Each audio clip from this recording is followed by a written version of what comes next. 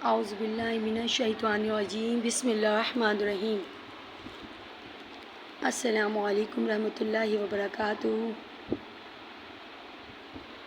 تیر چلانے والے کے کرب میں، اس پر ایک حکایت یاد آئی کہ افلاطون نے حضرت موسیٰ علیہ السلام سے پوچھا کہ آسمان کمان ہو اور دنیا کی مصیبتیں نیزے ہوں اور خدا تعالیٰ نشانہ لگانے والے ہوں تو آدمی کہاں جا کر بچے؟